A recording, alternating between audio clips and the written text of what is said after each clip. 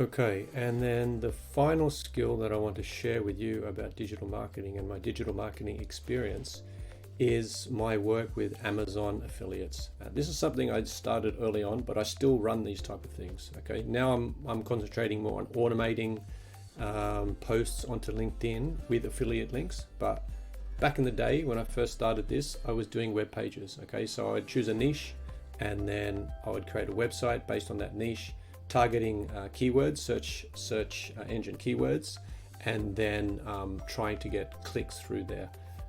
So I'd have hundreds or thousands of different pages on a website. These were all created using Django and Python. And then, so how did I learn digital marketing from this? So I'll show you some of the pages here. So this one was Disney Collections. I had a Disney Collections website. This one is children's software. Okay, so I had a website based on children's software, and through all of those pages were links, affiliate links onto Amazon. So people would click through, and then I would get the affiliate commissions through Amazon.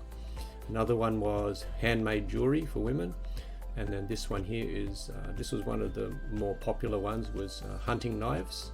Okay, another one here is Toyota replacement parts.